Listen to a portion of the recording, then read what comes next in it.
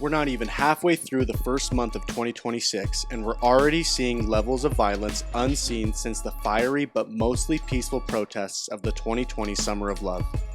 While the nation's attention has been focused on the riots in Minneapolis, Utah has experienced its own disturbing crime wave in recent weeks, fueled by shoplifters, gangs, sanctuary state policies, and anti-ICE revolutionaries. But are you a U.S. citizen? Let me see your goddamn papers, or else I put a bullet in your head. Let me see your fucking papers. On December 30th, Jeffrey Mauricio Lopez was arrested after police found the body of Kevin Van Booge in a shallow grave and linked Lopez to the killing. Lopez allegedly lured 60-year-old Van Booge to his auto shop under the pretense of selling car parts, then shot and killed him before burying his body in a shallow grave in Tooele County. 4 people were hospitalized after a pocket knife assault in a Provo parking lot on New Year's Eve. Eston Omar Alagdugwa, was arrested by Provo police after responding to reports of multiple stabbings outside a Provo motel. On January 2nd, a couple allegedly stole a $1,000 RC car from a store in Lehigh. After walking out of the store with the stolen item, an employee attempted to confront them as they fled in a truck, resulting in him being run over and dragged as they sped down State Street. Lehigh police arrested Riley Deborah Shellman and Gavin Drake Huss after an anonymous tip identified them from surveillance footage. On January 7th, gunfire erupted outside of a Church of Jesus Christ of Latter-day Saints meeting house in Rose Park during a funeral, killing 2 people and injuring several others.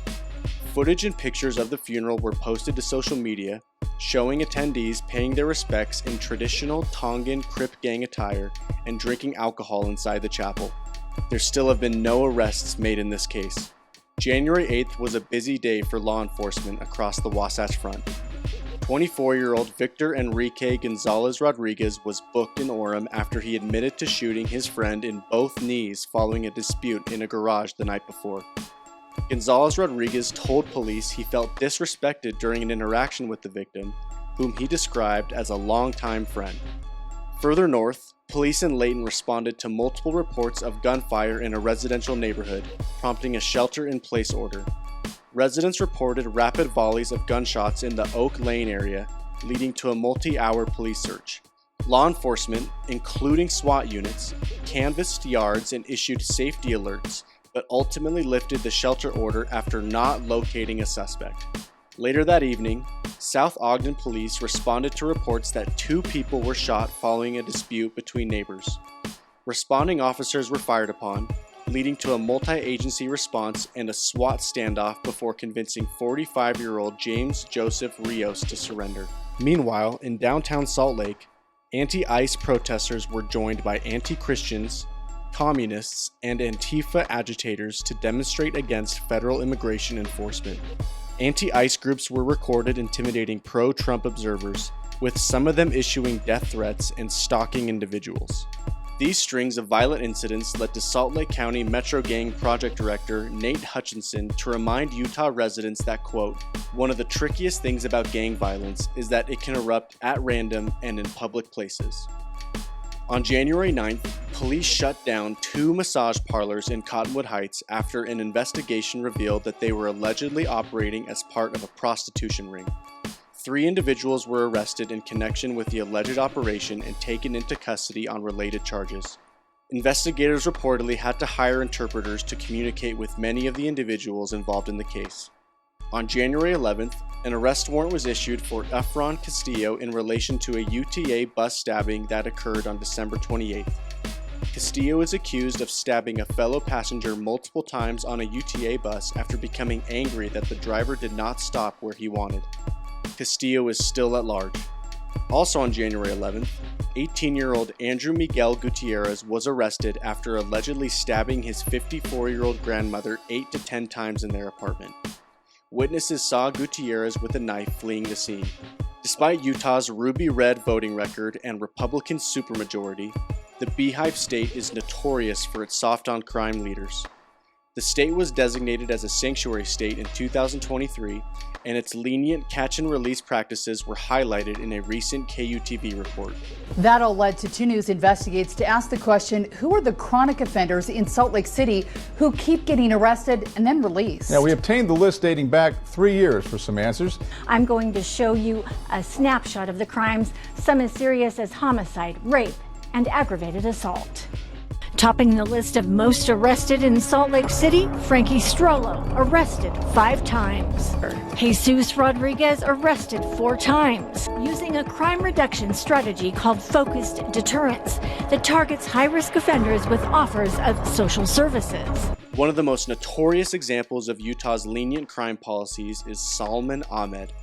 Ahmed, who is from South Africa, was arrested in 2022 and charged with murder.